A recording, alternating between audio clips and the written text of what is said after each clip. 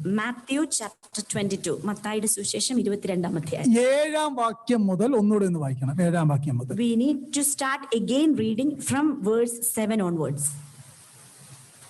രാജാവ് കോപിച്ച് സൈന്യങ്ങളെ അയച്ചു ആ കൊലപാതകന്മാരെ മുറിച്ച് അവരുടെ പട്ടണം ചുട്ടുകളഞ്ഞു.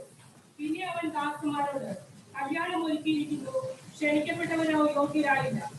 ആകയാൽ വഴിത്തലത്തിൽ ചെന്ന് കാണുന്നവരെയൊക്കെയും കല്യാണത്തിന് വിളിപ്പീൻ എന്ന് പറഞ്ഞു.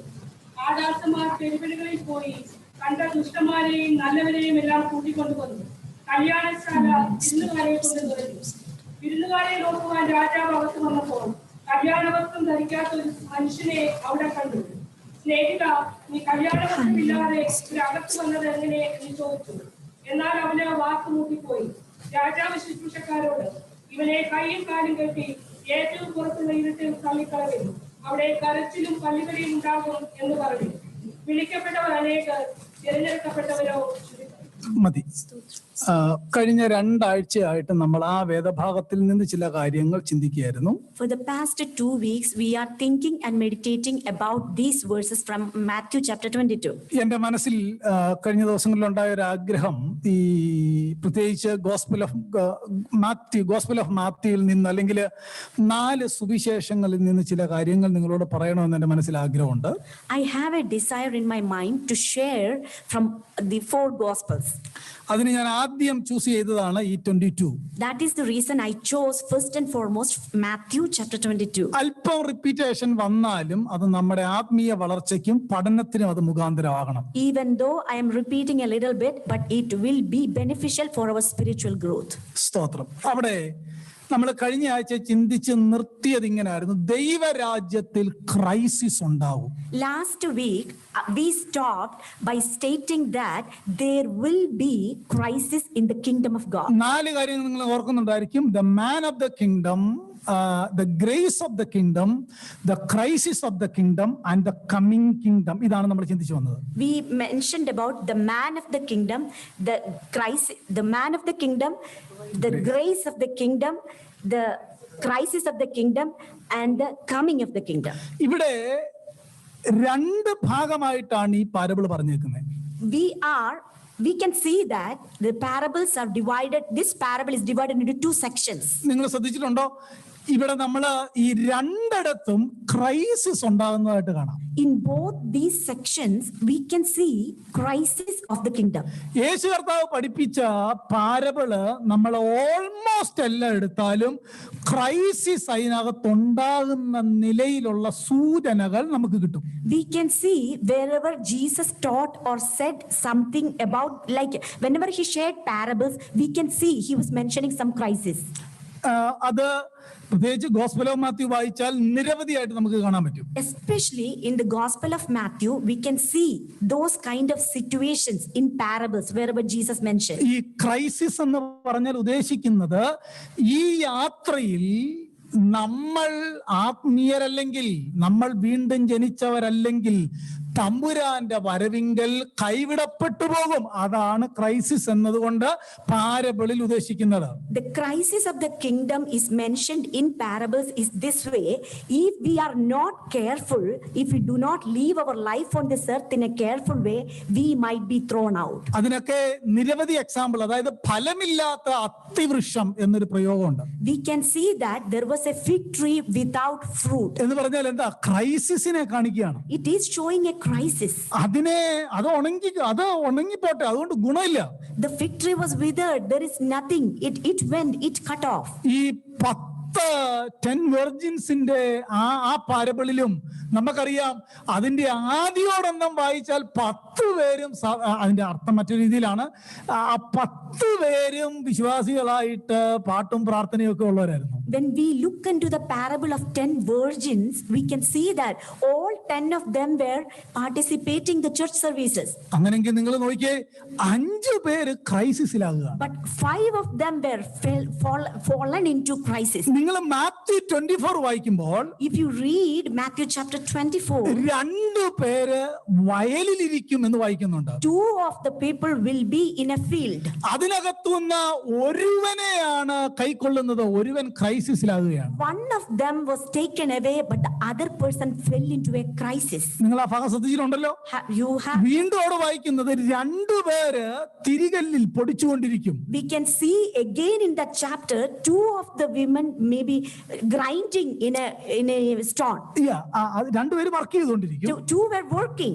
പക്ഷേ ഒരാള് ക്രൈസിസിലാകുകയാണ്. But one was fallen into a crisis. അതിനെങ്ങനെ നമുക്കൊരു ആപ്ലിക്കേഷൻ കൊടുക്കാം? How can we give an application to those crises? ഒരേ ജോലി ചെയ്യുന്നു, കണ്ടാൽ ആർക്കും മനസ്സിലാകുന്നില്ല, എല്ലാം കൊണ്ട് ഒരേ യൂണിഫോം, ഒരേ പെർഫോമൻസ്, ഒരേ വർക്ക്, എല്ലാം പുറത്തു നോക്കുമ്പോൾ ഒരുപോലെ. പക്ഷേ നാഥന്റെ വരവിങ്കൽ ക്രൈസിസ് ഉണ്ടാകുന്നു എന്നാണ് ആ ഭാഗം പറയുന്നത്. When we look all through these portions, we can see that both of those groups were similar in all attributes, but one of the groups were fallen into crisis. Praise the Lord. Amen. നമ്മുടെ കർത്താവ് പറഞ്ഞ മറ്റൊരു വളരെ പ്രധാനപ്പെട്ട ഉപമയുണ്ട്. ഒരുവൻ നല്ല വിത്ത് വിതച്ചു.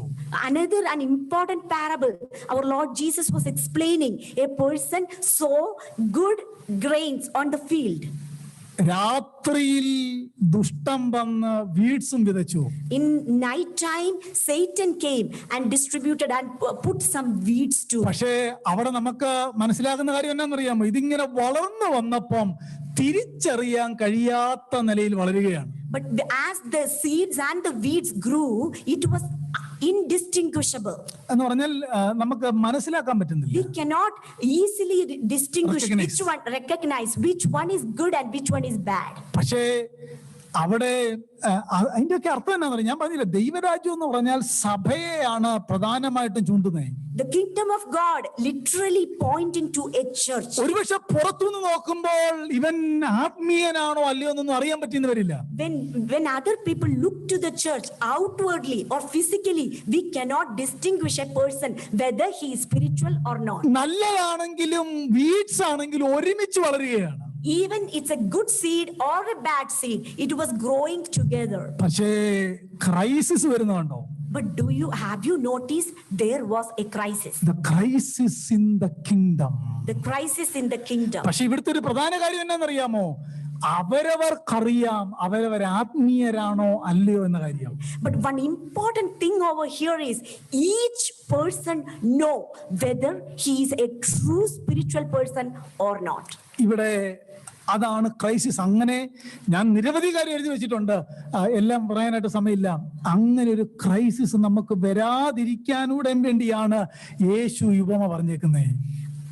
So that type of crisis we should never face in our life. In order to give us a warning, that is the reason Jesus is stating this parable in this way. നമുക്ക് പെട്ടെന്ന് കർത്താവിന്റെ മേശങ്ങളുള്ളതുകൊണ്ട് എനിക്ക് അധികം കാര്യം പറയാനായിട്ട് സമയമില്ല. നിങ്ങൾ ആ ഭാഗത്ത് വായിക്കുമ്പോൾ ദാസന്മാർ പെരുവഴി പോയി എല്ലാവരെയും വിളിച്ചുകൊണ്ട് വന്ന് ബാങ്കറ്റ് ഹാൾ നിറച്ചു എന്നാണ് വായിക്കുന്നത്. We can see, when you read carefully, we can see the servants of the master went out to the streets and the highways and they called everyone on the streets. പക്ഷെ അവിടെ ഒരു പ്രത്യേക കാര്യം not ചെയ്യേണ്ടത്, കല്യാണ വസ്ത്രം ധരിക്കാത്ത ഒരുവൻ എങ്ങനെയോ അകത്ത് കടന്നു. But one particular thing we can see over here is one person who was not dressed in wedding clothes, he came into that wedding banquet. അതിനെ മൂന്ന് നിലയിൽ വ്യാഖ്യാനിക്കാറുണ്ട്. അതിനെ we can interpret this thing in three different ways. ഒന്ന്, Christian എന്ന് പേരുണ്ട് പക്ഷെ born again അല്ല. One interpretation is the label is Christian, but he is not a truly born again. പക്ഷെ ഇത് അകത്ത് വന്ന എല്ലാവർക്കും മനസ്സിലായില്ല. മാസ്റ്റർ വന്ന് നോക്കിയപ്പോഴാണ് മനസ്സിലായത്, he is not born again.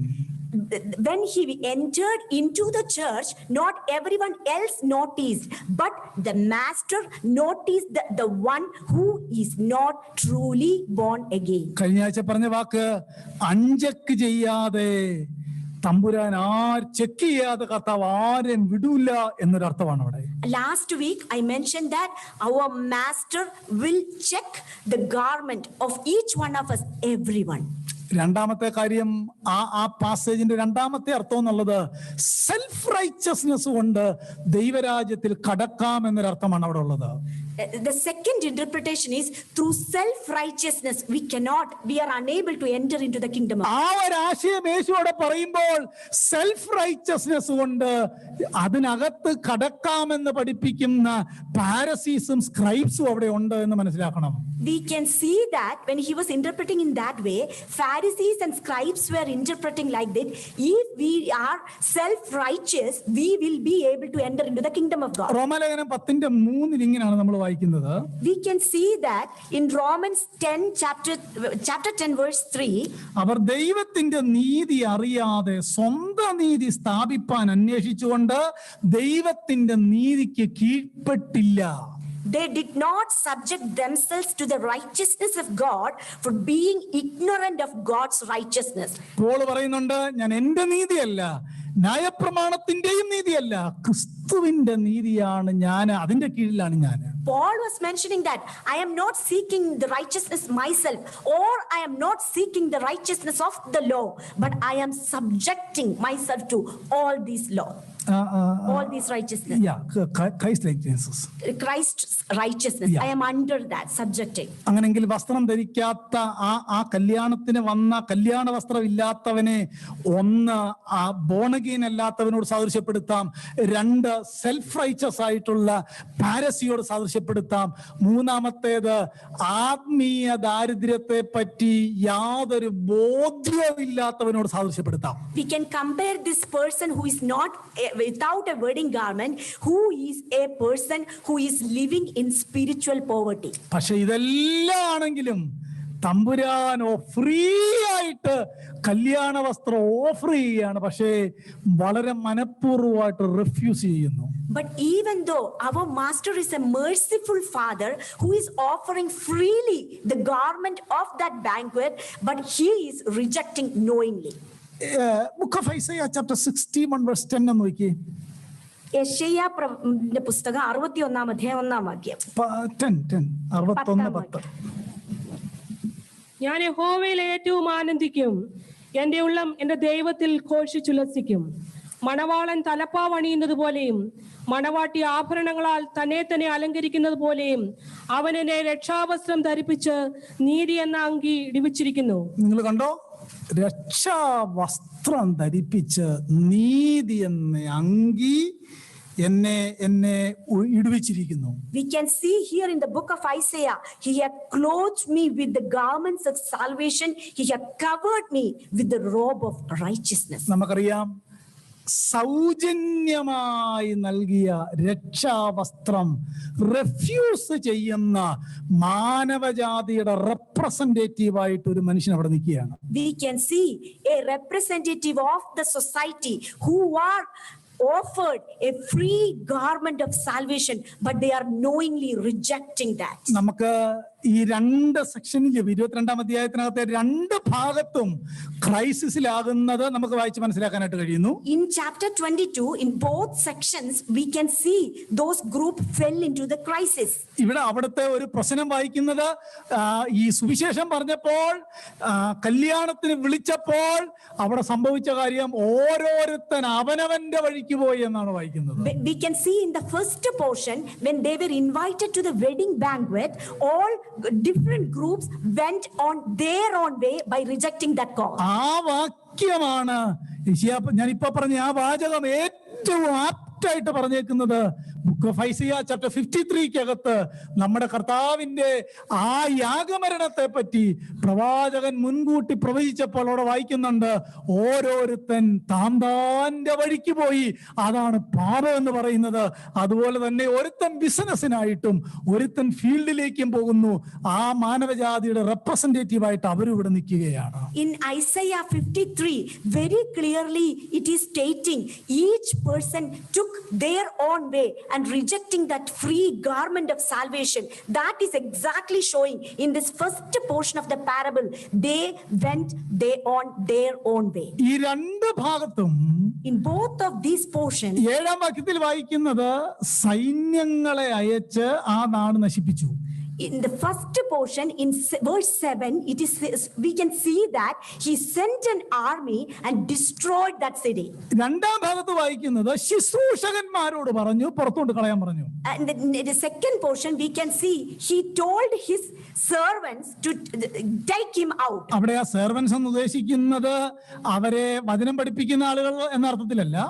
The servants, it doesn't mean those who are teaching them by the word of God. ദൈവത്തിന്റെ കൽപ്പനയ്ക്ക് വേണ്ടി കാത്തു നിൽക്കുന്ന ദൂതന്മാരെ പോയിന്റ് ചെയ്യുകയാണ് ആ വാക്കുകൾ. We can see that the angels of the God who are listening, who are waiting to obey the command of the God, we can see those angels over there representing. ഞാൻ കഴിഞ്ഞ ആഴ്ച ഈ വേദഭാഗം ഇങ്ങനെ വായിക്കാൻ ധ്യാനിക്കുകയൊക്കെ ചെയ്തപ്പോൾ എന്റെ മനസ്സിലേക്ക് വന്ന മറ്റൊരു കാര്യമാണ്, ദൈവത്തിന് സൈന്യം ഉണ്ട് അല്ലേ?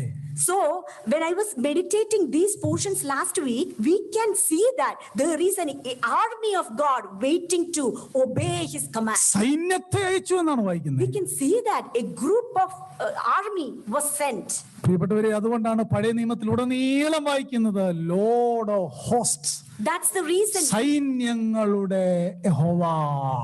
We can see in a lot of portions the Lord of the host. ഈ സൈന്യങ്ങളുടെ യഹോവയുടെ ഈ ദൂതന്മാരാണ് കഴിഞ്ഞ ആഴ്ച ഞാൻ പറഞ്ഞത് നെറ്റിൽ കിടക്കുന്ന മീനാണോ വേണ്ടാത്തതാണോ എന്ന് തെരഞ്ഞു മാറ്റുന്നേ. This Lord of hosts are the group. They will go and like separate those who are caught in a net, whether that fish is good or bad. Mighty army എന്നോ മൾട്ടിപ്പിൾ ആർമി എന്നോ heavenly armies എന്നോ ഒക്കെ വിളിക്കാവുന്ന കമാൻഡിനായിട്ട് കാത്തു നിൽക്കുന്ന ദൂതന്മാർ. A group of angels, they are waiting to hear the command of God. Mighty army or the group of army, they are waiting to obey his command. അതുകൊണ്ട് സുവിശേഷം കേൾക്കുമ്പോഴും ദൈവവചനം കേൾക്കുമ്പോഴും ഇതൊരു സമൻസ് ആയിട്ട് വേണം കേൾക്കാൻ, സിമ്പിൾ ആയിട്ട് എടുക്കാൻ പാടില്ല. So whenever you listen to the word of God, whenever you are hearing from the gospel, you should not ignore this as a silly thing, but you should hear this as a command from God. സുവിശേഷം invite ചെയ്യുന്നത് RSVP fulfil ചെയ്യുന്ന പോലല്ല. This gospel is calling or inviting you not in the same way as we are feeling an RSVP invitation. RSVP എന്ന് പറഞ്ഞാൽ അതിന്റെ ഒരു Spanish വാക്കിന്റെ അർത്ഥം ഞാൻ നോക്കിയപ്പോ പ്ലീസ് റിപ്ലൈ എന്നാണ് അതിന്റെ അർത്ഥം. Please reply. Spanish meaning of that RSVP, it is literally please reply. അങ്ങനല്ല, ഇതൊരു കമാൻഡ് ആണ്. But that is not the way, the calling or the invitation of the gospel. This is a serious command. നമുക്ക് ഇഷ്ടമുള്ള പോലെ വചനത്തോട് പ്രതികരിക്കാം, പക്ഷേ സൈന്യങ്ങളെ അയക്കുന്ന ഒരു ദിവസമുണ്ട്, അന്ന് ക്രൈസിസിലായി പോകരുത്. We could have responded to this invitation in whichever way, but we should always think that we should never fallen into a crisis at the time God will send an army. എന്റെ സമയം തീരുന്നല്ലോ, കാരണം ഇതിനുശേഷം കമ്മിറ്റിയും കൂടി ഒന്ന് കൂടേണ്ടതായതുകൊണ്ട് വളരെ പെട്ടെന്ന് എന്റെ വാക്കുകളെ നിർത്താം. ഇവിടെ ഈ കല്യാണ വസ്ത്രത്തെ പറ്റി നിരവധി വ്യാഖ്യാനങ്ങളുണ്ട്. Here we can see a lot of interpretation for the garment of this wedding garment. അവിടെ ദൈവദാസന്മാര് പൊതുവെ ഏറ്റവും സിമ്പിളായിട്ട് വ്യാഖ്യാനിക്കുന്നത് ക്രിസ്തുവിന്റെ നീതീകരണം സൗജന്യമായി നമുക്ക് ലഭിക്കുന്നതിനോടാണ് ആ വാചകം ചേർന്ന് വരുന്നത്. Usually they compare that the free gift of righteousness, that is what usually it compares to that wedding garment. നിങ്ങൾ 2 Corinthians 5 ലാസ്റ്റ് വേഴ്സും ചാപ്റ്റർ 6 ഫസ്റ്റ് വേഴ്സും ഒരുമിച്ച് ചേർത്ത് വായിച്ചാൽ ഈ കൃപ വ്യർത്ഥമാക്കി കളയരുത്.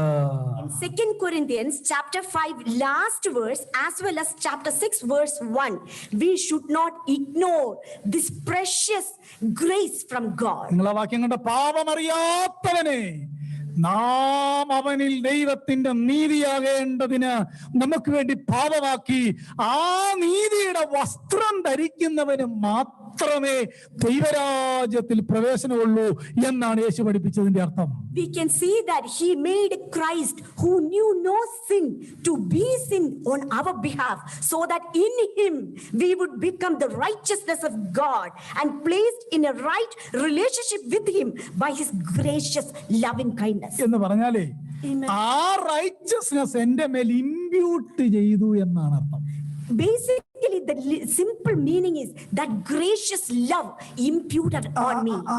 Righteousness. Gracious righteousness. ആ ഇൻവിറ്റേഷൻ എന്നുള്ള വാക്ക് വളരെ വളരെ വേദപുസ്തകത്തിനകത്ത് പ്രധാനപ്പെട്ട ഒരു വാക്കാണ്. That imputation or giving us the gracious righteousness. ഞാൻ ആ ഇൻവിറ്റേഷൻ ഉപയോഗിച്ചേക്കുന്ന ഒരു 3 സെന്റൻസ് പെട്ടെന്ന് പറയാം, ശ്രദ്ധിച്ചു. I would like to give you why did I mention that imputation? ഒന്ന്, ആദാമ്യ പാപം സകല മനുഷ്യന്റെ മേലും ഇമ്പ്യൂട്ട് ചെയ്തു. So the Adamic sin ruled on all human beings. Imputed on all human beings. 2, ആ സകല മനുഷ്യന്റെയും പാപം യേശുവിന്റെ മേൽ ഇമ്പ്യൂട്ട് ചെയ്തു. All those mankind sin imputed on the body of Jesus Christ. അതാണ് പാപമറിയാത്തവനെ, ആ വാക്യത്തിന്റെ അർത്ഥം അതാണ്. That is the reason, that is the meaning of that verse in 2 Corinthians. A person, Christ who knew no sin, but he became a sin on our behalf. ആദാമ്യ പാപം സകല മനുഷ്യന്റെ മേലും, സകല മനുഷ്യന്റെയും പാപം ക്രിസ്തുവിന്റെ മേലും. Adamic sin on all men, and that all men sin on Christ's body. ഇനി ക്രിസ്തുവിന്റെ ക്രൂശിലേക്ക് നോക്കിയേ. Now let us turn our attention to the cross of Calvary. ആ ക്രൂശിലെ നീതി വിശ്വസിക്കുന്ന സകലരുടെ മേലും ഇമ്പ്യൂട്ട് ചെയ്യുന്നു. ഇതാണ് തിരുവെഴുത്ത് പറയുന്ന imputation. That righteousness on that cross of Calvary imputed on all mankind. അതാണ് വാക്യം. ആ കൃപ വ്യർത്ഥമാക്കി കളയരുത്. That is the meaning, that you should not take it as silly, that rich grace from God. പുത്രന്റെ നീതി വിശ്വസിക്കുന്നവരുടെ അക്കൗണ്ടിലേക്ക് ക്രെഡിറ്റ് ചെയ്യുകയാണ്. The righteousness of that son is crediting into our account freely. പെട്ടെന്ന് നിർത്തണമല്ലോ. നിങ്ങൾ ആ 12ാമത്തെ വാക്യം ഒന്ന് ശ്രദ്ധിച്ചാൽ അവിടെ ഉണ്ട്, സ്നേഹിത നീ കല്യാണ വസ്ത്രം ഇല്ലാതെ ഇവിടെ അകത്ത് വന്നത് എങ്ങനെയെന്ന് ചോദിച്ചപ്പോൾ അവന്റെ ഉത്തരം, അവന്റെ വാക്ക് മുട്ടിപ്പോയി എന്നാണ് വായിക്കുന്നത്. We can see in verse 12, master is asking that person, my friend, how did you enter into this banquet? And he was speechless. പ്രിയപ്പെട്ടവരെ, ഈ മനുഷ്യൻ രാജാവിനോട് എന്താണ് പറഞ്ഞത് അങ്ങനെ ചോദിച്ചപ്പോ? What did he reply to the king when he was asked that question? I am sorry. Did he say, I am sorry? I was so busy. Did he reply that, I'm sorry, I was so busy? എന്നെ വിളിച്ചപ്പോൾ ഞാൻ work ചെയ്തുകൊണ്ടിരിക്കുകയായിരുന്നു, ഞാൻ ഓടി വരികയായിരുന്നു.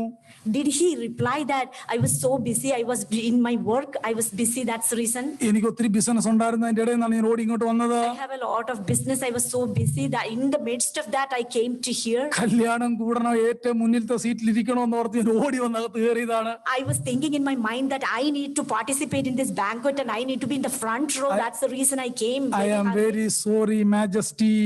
I'm really sorry, my dear king. എന്താണ് ഇദ്ദേഹം പറഞ്ഞത് master ചോദിച്ചപ്പോ? When master asked this person, what could have he replied? Nothing, absolutely nothing. ഒന്നും പറഞ്ഞില്ല. He didn't reply anything. He was speechless. കഴിഞ്ഞ ഒരാഴ്ച ഈ ഒരു വാചകം എന്റെ ഹൃദയത്തെ പെനിട്രേറ്റ് ചെയ്യുമായിരുന്നു. Last whole week, this answer, this question was penetrating into my heart. നമ്മൾ ഇന്ന് പറയുകയല്ലേ, പല ന്യായം എനിക്ക് നാഥനോട് അന്ന് പറയാനുണ്ടെന്ന്.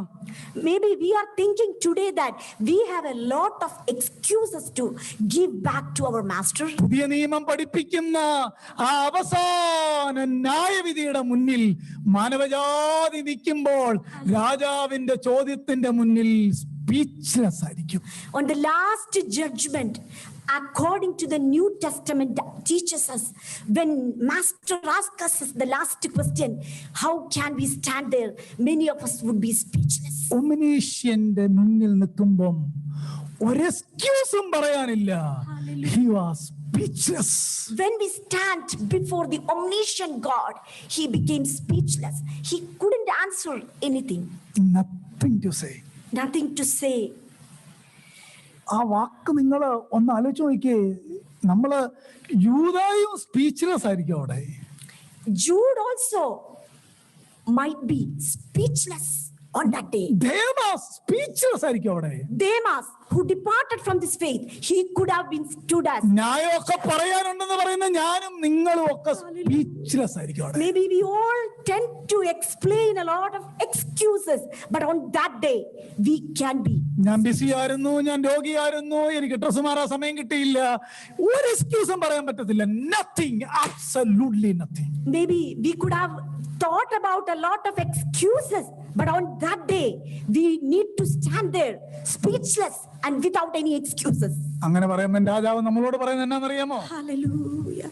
Do you know, at that time, when we are standing there, what are we going to hear from our master?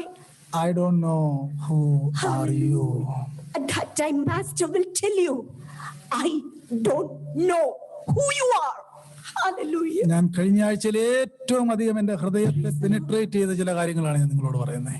Last whole week, this was penetrating into my heart. ഞാൻ ഈ ആഴ്ച ഈ ഭാഗം പ്രസംഗിക്കണമെന്ന് ഓർത്ത് വേറെ മെസ്സേജ് ഒക്കെ എനിക്ക് വേദപുസ്തകത്തിൽ വായിച്ചപ്പോൾ മനസ്സിലായിട്ടുണ്ട്.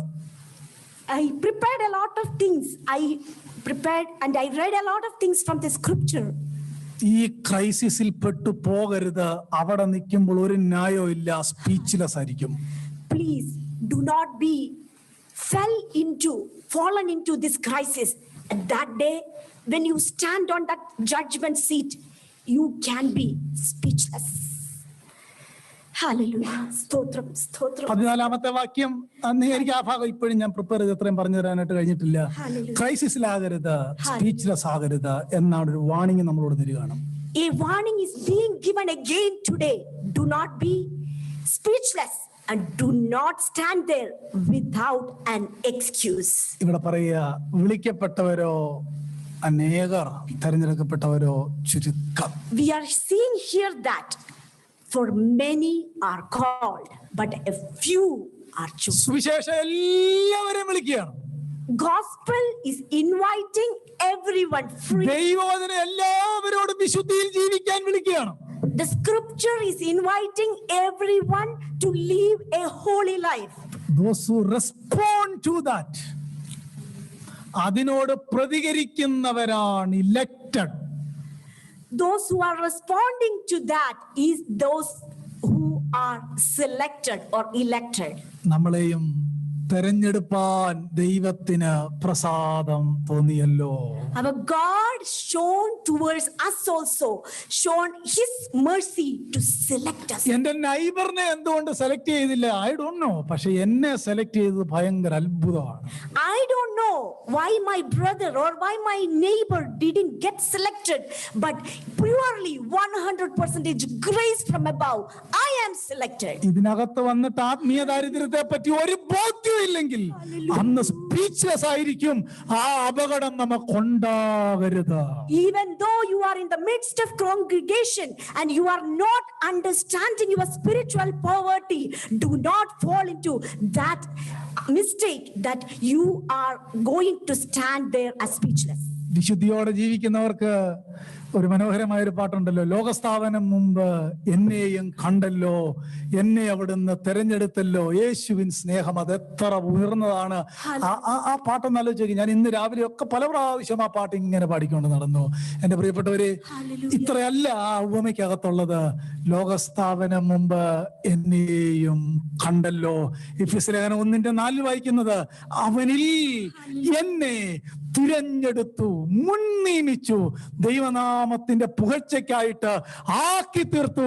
വിളിക്കപ്പെട്ടവരോ അനേകർ, തിരഞ്ഞെടുക്കപ്പെട്ടവരോ ചുരുക്കം. We can see that even before the world began, he foreknew us, he predestined us, he selected us.